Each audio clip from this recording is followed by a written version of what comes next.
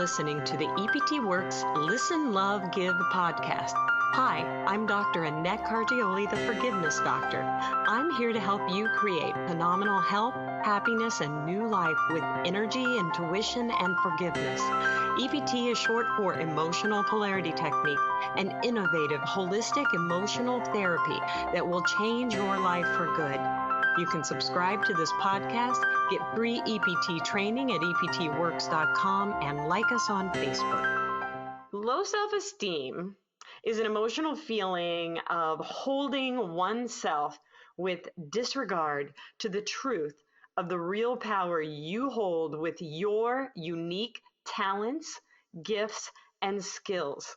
Because low self-esteem is out of balance with truth, it has a negative impact on your ability to create great things in your life. If you are a person who struggles with this chronic habit of seeing yourself as less than God has made you to be, it's time for you to give up that low self-esteem and see yourself for how great you really are, how great God sees you to be. This is a topic that is really close to me because when I learned this whole releasing technique and how I could change feelings, I recognized that I really was a self-loather and that my go-to emotion was low self-esteem. If something stressed me out, my first thought was, there's something wrong with me. It's all my fault. Nothing is ever going to go my way. I don't deserve it. I just really beat myself down. I called myself fat. I called myself stupid. My window's open, so you might hear some dogs.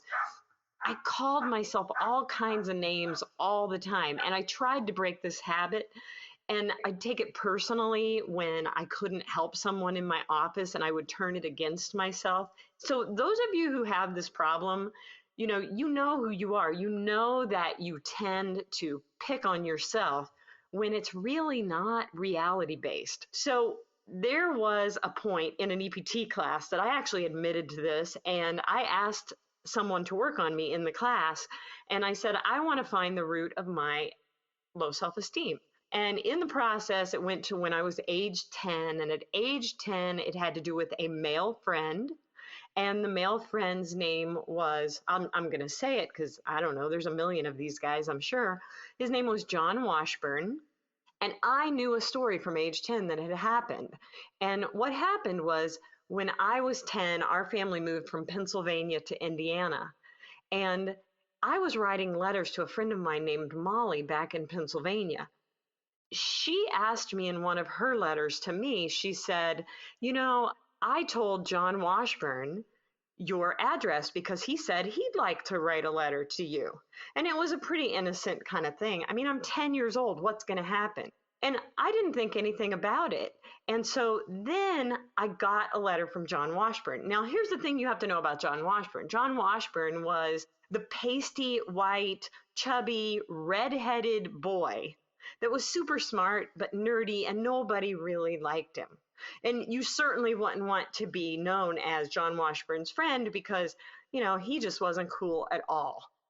So I got this letter from John Washburn, and it was really, honestly, a nice letter. It was very basic, like a pen pal might write, like, how's Indiana? Do you like Indiana better than Pennsylvania? I mean, your friend, John Washburn. It was just a simple little letter. Well, I was horrified. I thought, oh my gosh, somebody's going to think I'm friends with John Washburn. He's going to tell people that I'm his friend and that he wrote a letter to me. So I proceeded to write the most horrible letter to John Washburn. And I told him there were other fish in the sea and that he shouldn't write to me. And that I said, I called him fat and ugly. And I was terrible. It was the most horrible letter. And I was so worried that people were gonna think I was aligned with him. Now, you remember, I'm 10, I'm in Indiana, he's in Pennsylvania. This is really nutty. So I write the letter and I address the envelope. I get a stamp from my mom. And then I thought, I'm not going to put it in the mailbox because she's going to ask who I'm writing. And I already have a level of shame. And I'm thinking, I don't want to tell her what I wrote. So I go and I deliver the letter to the local street mailbox. And I open the mailbox, I put it in, and I think that before that letter hit the bottom of the mailbox, I was sick to my stomach. I was churning inside. I knew I had done the wrong thing. I hated myself instantly for doing it. I imagined maybe if I stood here, the mailman will give it back to me, but I knew they don't let you do that with postal laws and all. And so I thought as I sulked back home, I just hated myself. And I felt like I'm the worst person in the world for having done this. And then 2 days later, when I knew he would have gotten the letter, I went through the same thing in my mind all over again. And then I just kind of over time, I guess, let it go. But what happened was it turned into me standing in front of a mirror on a regular basis by the time I was 11 and 12 years old, calling myself fat and ugly, hating myself, hating the way I look, hating my red hair, seeing myself as a loser, seeing myself as someone that should never deserve any friendship, and never associating it to what I had done to John Washburn until this EPT session where somebody said, this is age 10, it's a male friend. Do you know what happened when you were 10 with a male friend? And I instantly remembered that well of pain of and self-hatred that went with me because of what I had done to this kid named John Washburn. Now, they walked me through the forgiveness statements. I felt so bad. Oh, by the way, by the time I was 19, at age 10, I was a pretty skinny kid. And I can't say I was particularly ugly. I wasn't the prettiest kid in the class, but I wasn't like an ugly kid. And I dressed fine and, I had a good life. But I regularly stood in front of the mirror and told myself what a bad person I was and how fat and how ugly and unattractive and horrible. And I would say this to myself as though it was normal, never associating it with what I had done to John Washburn. By the time I was 19, I was fat and I had cystic acne, so I was very unattractive in terms of big red welts on my face. I had basically created what I said to myself. And for me, that was actually a turning point. I realized that I had created this and I had done it by telling myself that's what I was. It didn't happen overnight, but it did happen in a few years. I was fat and I was not very pretty. And, I'm going to tell you, my kids have seen pictures of me in college and they're like, Mom, you don't even look the same. And that's what I had created with this low self-esteem. But even though I had created it, I decided if I could tell myself that I was fat and ugly and then I became fat and ugly that quickly, within a few years, maybe if I start to tell myself I'm beautiful and I'm a nice person, that I might believe it. And that was my first step into just even understanding that affirmations matter and that what you tell yourself really matters. And I decided at that point in time that I would get a fit body and I would be as attractive as I could possibly be, as God made me to be, before I was 30. And at age 19, 30 seems like you're over the hill and you're done. And yet, I still, at that point in time, even though I did transform back the other way, I still hadn't found the root of my low self-esteem. So even though I transformed my body, I did not actually change what my internal belief, my strong tendency to hate myself, even though I had transformed my body and the way I looked. And I had great kids and I had a lot of good things in my life. I was a doctor at this point. And, but internally, I still found myself going to that low self-esteem, having trouble receiving a compliment. All of that is part of this picture. So in today's episode, I'm going to tell you 5 reasons that you may hold on to low self-esteem, or the people that you may be working with, if you're an EPT practitioner, why they hold on to low self-esteem. Because the deal is, the reason you might have that low self-esteem is because you're not letting it go. You have to use energy to hold it on, and nobody can get it out of your hands except you. So in these 5 reasons, I'm going to talk about each reason, and after each reason, I'm going to give you some forgiveness statements to help unwind that reason. And this is going to be a podcast, so you can go back and listen to some of these statements as we do them over and over. And, if you get a person who's dealing with that chronic self-loathing, low self-esteem, that no matter how good their life looks, they're still internally having an argument with themselves about whether they're worth it and whether they're good enough or whether they deserve anything. So the first reason is shame and fear from previous trauma and abuse. Now, this shame builds your story that you somehow caused the abuse or you deserved the abuse. So this is people who have gone through tremendous abuse that's verbal or physical or sexual. And in their picking up the shame from the abuser, they start to believe in themselves if they were good enough, if they really were worthy people, this abuse would have never happened to them. This shame comes from having been a part of a trauma or abuse, whether you caused it or not. Your fear is that if you shine or stand out, you're going to get knocked down and hurt all over again. Here's some forgiveness statements to help unwind this. I forgive myself for believing it was all my fault and I deserved to be hurt and abused. I forgive myself for believing there was something that I could have done to stop the abuse. I forgive myself for believing I could never forgive those who abused me. I forgive those who abused me. I forgive myself for holding on to the abuse and low self-esteem. I forgive myself for believing my low self-esteem can keep people from abusing me and hurting me. I forgive myself for believing if I shine, I'm just going to get beat down and hurt and abused over and over again. I forgive myself for believing I had to give up my self-love to protect my abuser. I forgive myself for taking the shame of the abuse, even though I didn't cause it.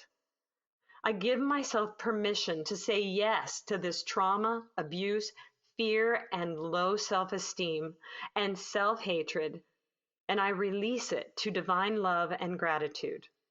Without this shame, abuse, fear, and low self-esteem, I am free to shine like the sun and to represent who God made me to be from the beginning. A second reason you may hold on to low self-esteem is a fear of arrogance. You are afraid that you will be perceived as arrogant or prideful if you love yourself. You believe loving yourself is ungodly. Here's some of the forgiveness statements. I forgive myself for believing it is bad to love myself and be honest about my natural talents and God-given gifts. I forgive myself for believing that loving myself is ungodly. I forgive myself for believing I will be perceived as arrogant or prideful if I love myself the way God loves me. I forgive myself for denying who God made me to be as a show of false righteousness. I forgive myself for using low self-esteem as a false humility. I give God permission to forgive me for denying the light He made me to be. Without this pattern, I am free to be honest about who I am and what I'm really good at, and what I'm not so good at. I can share the truth of who I am, even if I am shining like the sun. A third reason you may hold on to low self-esteem is you don't want to be held responsible. You are afraid if you believe in yourself and have self-esteem, You will be held responsible for things that go wrong. This was really what I was doing with the experience I had with my friend John Washburn. I didn't want to be held responsible for what I did. So I held on to the low self esteem as the payment or the payment for the price of the hurt that I caused to him. By holding on to your low self esteem, you will avoid taking risks and responsibility. Did you hear that? By holding on to your low self esteem, you won't be able to take risks or responsibility in your life. Let's face it, taking a risk in your life to maybe have an EPT business, or a risk to get married, a risk to have a relationship, a risk to take a trip you never thought you were going to take. You can't do a lot of great things in your life that involve taking risk, because great things always involve faith. And faith means I don't know what the outcome is going to be, but I'm going to take the risk that when I show up and my heart is right, God's going to be there with me, helping me. But if you hold low self-esteem, you can't even go there. You're going to avoid it completely, which means you're going to avoid walking the path that God may be laying out for you, which is the path that you were called to be on, that you're born to do. Here's some forgiveness statements. I forgive myself for believing I can't do anything right. I forgive myself for believing I'm not capable. I forgive myself for using low self-esteem as an excuse to avoid taking risks and responsibility. I forgive myself for believing I must be perfect in order to take responsibility. And when I am perfect, that's when I'll take responsibility. When the path looks perfect, that's when I'll take the risk. I forgive others for blaming me for things that go wrong. I forgive others for shaming me for things that go wrong. I give others permission to forgive me for blaming them for my low self-esteem. I give others permission to forgive me for showing up with less than my real God-given talent. I'm going to do that one again. I give others permission to forgive me for showing up with less than my real God-given talent. Without this pattern, I am free to take action, to give back, and be responsible without feeling afraid that I have to be perfect to deserve love or to deserve the reward. A fourth reason you may hold on to low self-esteem in your life is because it makes people treat you special. If you feel bad about yourself, people show compassion and feel sorry for you. They'll go out of their way to make sure not to say or do the wrong thing around you. Here's some forgiveness statements. I forgive myself for believing if I am powerful, people will be harder on me. I forgive myself for believing I can control social situations by feeling bad about myself. I forgive myself for using low self-esteem to control how people treat me special. I forgive myself for believing it is safer for me to have low self-esteem. And it's more powerful for me to have low self-esteem because people will treat me special. I forgive myself for identifying that low self-esteem is what makes me unique and loved, rather than it's God that makes me unique and loved. I give myself permission to let go of my low self-esteem and to express my true God-given talents to help the world, to help my community, to help my family, to help myself. Without this pattern, I am free to shine like the sun, and people still treat me pretty special. A fifth reason that you may hold on to low self-esteem is I don't recognize who I am as a child of God. You identify with the chronic low self-esteem of your family of origin, rather than identifying as the child of God, the maker of the universe, the creator of all. Did you get that? You don't recognize who you truly are, and you don't identify as a child of God. Instead, you identify with the chronic low self-esteem of your family of origin. To belong, you have to be, for lack of a better term, a loser like the rest of your family. You don't realize that God made you to shine, to be outstanding, to be loved, to be fulfilled. Here's some of the forgiveness statements. I forgive myself for believing I have to be just like my family of origin to belong and be loved. I forgive myself for believing I have to be a loser to belong and be loved. I forgive myself for believing my family won't recognize me if I don't hold low self-esteem and fail over and over and over. I forgive myself for believing my family won't recognize me or allow me to belong if I don't fail all the time and hate myself.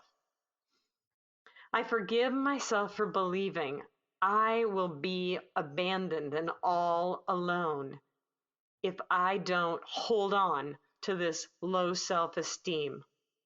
I forgive myself for not recognizing who I am as a divinely created child of God. I forgive myself for rejecting the truth of who God made me to be for the lies my family told me. I forgive my family for making low self-esteem the way to belong and to be respected and loved. I give my family permission to forgive me for letting go of the low self-esteem and loving who God made me to be. Without this pattern, I am free to recognize I am a child of God, and I am here to shine just like the sun that God made. Monk and mystic Thomas Merton said it best when he said, there is no way of telling people that they are all walking around shining like the sun. How will your life look without that old low self-esteem? What more will you be able to give to those you love, your community, and the world? When you love yourself, you give your children and grandchildren permission to love themselves. An EPT practitioner can help you love yourself and your life more than you ever thought you could. With greater self-love and acceptance, you will be able to make healthy changes in your life out of the energy of love, and miracles will happen. As always, you can subscribe to this podcast, like us on Facebook, and go get your free training at eptworks.com. I'm Dr. Annette Cargioli, the Forgiveness Doctor. Until next time, listen, love, give. EPT works.